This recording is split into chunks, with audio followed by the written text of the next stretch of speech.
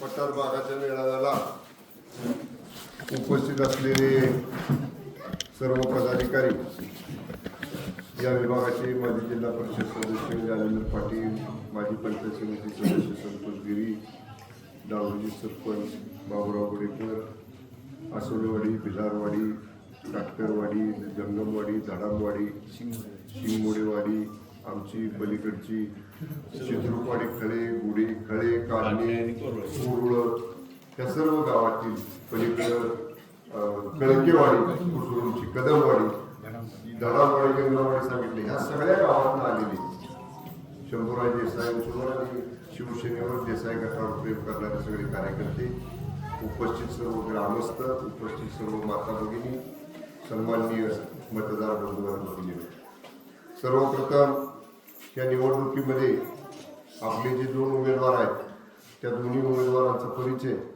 मी या ठिकाणी आपल्याला करून देतो. शिवसेनेच्या वतीनं या विभागात आपण बनपुरी गावच्या कन्याकुमारी मृणाल पाटील आणि पंचायत समिती गणामध्ये आमच्या सलगूर गावच्या सर्व कल्पना उमेदवारी आपण दिलेली आहे. हे दोन्ही आपले पक्षाचे अधिकृत उमेदवार सर्व व्यासपीठावरचे सरपंच, माजी सरपंच, बंधू आणि भगिनी, आपण सगळेजण तुम्हाला आठवत असेल तर बघा 2024च्या विधानसभेची एक वर्षभरापूर्वी जी निवडणूक झाली तेव्हा सुद्धा असा डोंगरी भागाचा एक मेळावा ह्याच ठिकाणी संध्याकाळच्या वेळी आपण या ठिकाणी घेतलेला होता आणि त्या मेळाव्यामध्ये आपण सगळ्यांनी ठरवलं होतं की पठार भागावरचं एक मुखी मतदान हे आपण या ठिकाणी शिवसेनेला आणि देसाई गटाला करणार आणि त्याप्रमाणे तुम्ही सगळ्यांनी ते मतदान केलं, त्याच्याबद्दल सगळ्यात प्रथम मी तुमचा सगळ्यांचा आभारी आहे. आता माझ्या अगोदर आपल्याच कार्यकर्त्यांनी भाषणामध्ये सांगितलं की इथून पुढच्या प्रत्येक गावामध्ये जे 4-2 कामं झाली असतील की मागच्या 5 वर्षात ही माझ्याच माध्यमातून झालेली, इतर कुणीही रुपयाचं सुद्धा काम विकासाचं या भागामध्ये आणि जे लोक 5 वर्ष आपल्याकडे येत नाहीत, रस्ता पाहिजे, नळ योजना पाहिजे, लाईट पाहिजे, गटर पाहिजे, पाणी पाहिजे, दवाखाना पाहिजे, काही विचारत नाहीत, निवडणूक आली की तेवढ्यापुरतं येतात आणि ती माणसं संध्याकाळची येतात, त्यांना दिवसा याची भीती वाटते आणि मग रात्रीची घरं चापसायची, कोण हाताला लागतंय का बघायचं आणि मग त्या अंधारात काहीतरी त्याच्या हातावर टेकवायचं आणि काय मिळतंय का बघ म्हणायचं. आता तुम्ही सगळ्यांनी ठरवायचं, ज्यांनी शिक्के मारून ज्यांनी बटणं दाबणार आहे त्यांनी ठरवायचंय की 5 वर्ष आम्हाला गावचं काम देणाऱ्याच्या मागं उभं राहायचंय का 5 वर्षातनं एकदा रातचा चाचपडत येणारा हातावर काहीतरी चिरीमिरी तेवढ्यापुरती टेकवणारा त्याच्या मागणं उभं राहायचं, हे तुम्ही ठरवायचे. कोणाच्या मागणं उभं राहणार तुम्ही? ताईबाई अक्का, लाडक्या बहिणी एकनाथ शिंदे साहेबांनी मागं उभं राहणार, शंभूराजाच्या मागं उभं राहणार का नाही? नाही? मला सांगा एक मिनिट, 1500 रुपये महिन्याची पेन्शन जी आहे ती ह्यातल्या किती जणांना मिळते? बघा 90% महिलांना मिळते, बरोबर आहे. शिंदे साहेब मुख्यमंत्री व्हायच्या आधी मिळत होती का? नव्हती मिळत. मी आमदार होतो की त्याच्या आधी पण नाही देता आली मला, पण शिंदे साहेब मुख्यमंत्री झाले, साहेब म्हणले एवढा 1000 कोटींना आपण खर्च करतो राज्याचा, जी माझी गरीब महिला आहे जिला माहेरला जायचं म्हणलं तर 200 रुपये इष्टीला आणि 100 रुपये बाचीला खायला घ्यायला नवऱ्याकडे हात पुढं काढायला लागते, मला 200 रुपये ज्यांनी माहेरला जाऊन येते. तिला विचारायला माझ्या सरकारकडनं एकनाथ शिंदे साहेबांसारखा तिचा लाडका भाऊ मुख्यमंत्री आहे, आपली जबाबदारी आहे म्हणली, 4 कामं मागणं झाली तर चालतील, पण माझ्या गरीब कुटुंबातल्या सामान्य कुटुंबातल्या महिलांना हे 1500 रुपये महिन्याला मिळाले पाहिजेत. साहेबांनी, शिंदे साहेबांनी आम्ही निर्णय घेतला, 1500 रुपयाची योजना लागू केली. आज इथं बसलेल्या महिलांपैकी 90% महिला म्हणले की आम्हाला मिळतात पैसे.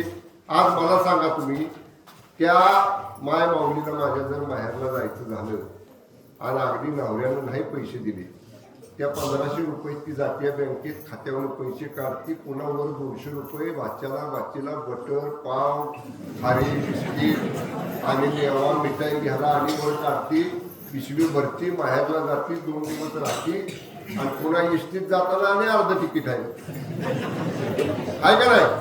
मग एवढा माझ्या माता भगिनींचा बहिणींचा लाड ह्याच्या आधी कुठल्या सरकारनं केला होता? एकनाथ शिंदे साहेबांच्या सरकारनं केला. त्यामुळे रातचं चिरीमिरी देणारा तेवढ्या पुरता इलो काय 500 समजा 1000 रुपये हातावर टेकवलं महिनाभर पुरतील, पुन्हा काय पुढं 5 वर्ष 11 महिने काय 5 वर्ष 12 महिन्यातली 4 वर्ष 12 महिन्यातली 1 महिना पूर्ण दिलेला पैसा, 4 वर्ष 11 महिने पुढं काय पुढं आपल्याला आपला लाडका भाऊच आहे. आणि म्हणून पठार भागाचा निर्णय विकासाच्या मागे जायचा राहिला पाहिजे.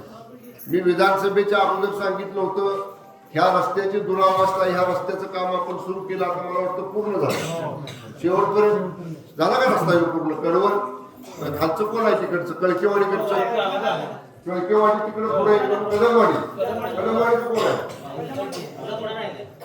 तिथपर्यंत गेलाय ना, आणि मग तिथपर्यंत गेला ना, होता का आधी झाला होता सांगा लोकांना किती रक्कम टाकली या रस्त्यावर? पहिल्यांदा अधिवेशनाच्या इलेक्शनच्या आधी 3.5 कोटी रुपये. मला सांगा, छोटी गाव आहे, त्या गावांच्यासाठी आज पूर्ण कळकेवाडीपर्यंत रस्ता डांबरी केला. आता तिथून पुढे आपल्याला वाल्मिक पर्यंत जोडायचं. या डोंगर पठारावल्या गावाला याच्या अगोदर कधी एवढा मोठा निधी कुणी, ह्याच्या आधी रस्त्याचे बांधकाम खात्याचे मंत्री आपल्या तालुक्याचे आमदार होते, मला कोणाबद्दल नाव कोणाचं घ्यायचं नाही, ज्यांच्या हातात हे खातं होतं रस्ते करायचं, रस्ते विकास खात्याचे ते मंत्री होते, नाही त्यांना करता आलं. ठीक आहे, मला कुणावर टीका करायसाठी आजचा मेळावा नाही.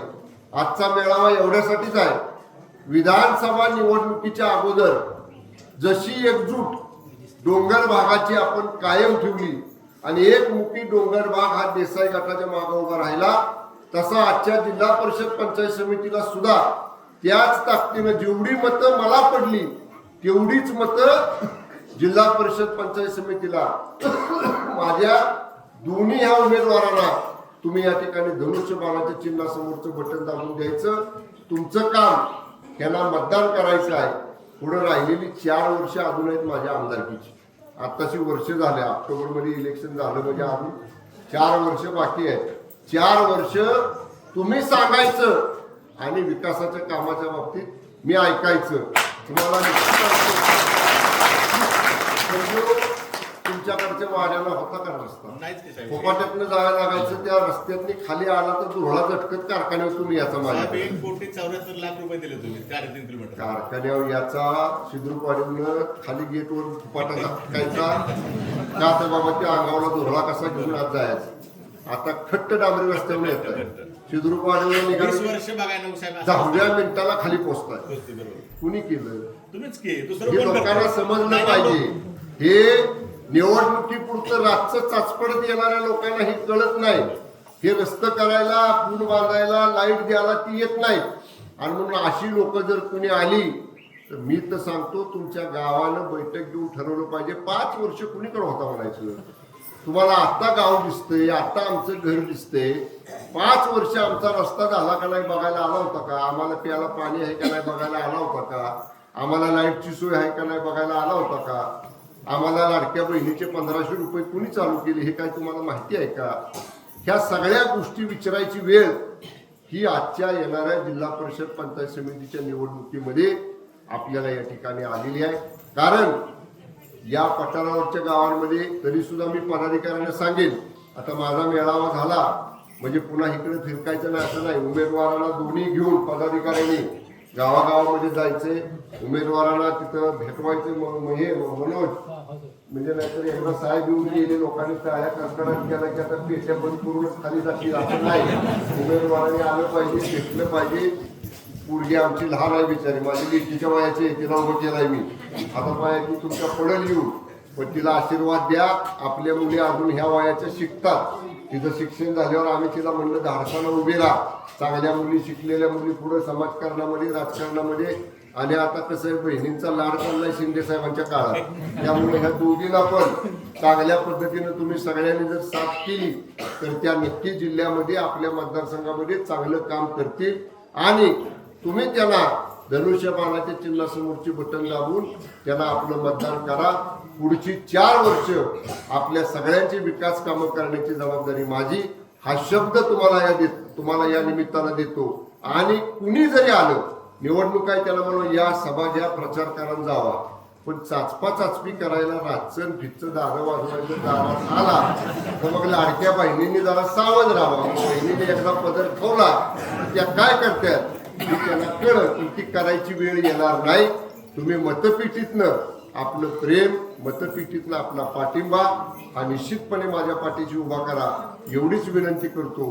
आणि निश्चितपणे आपण ते कराल असा मला विश्वास आहे. विकास कामासाठी मी सदैव तुमच्या प्रति बांधील आहे, ही ग्वाही देतो आणि थांबतो. धन्यवाद. जय हिंद.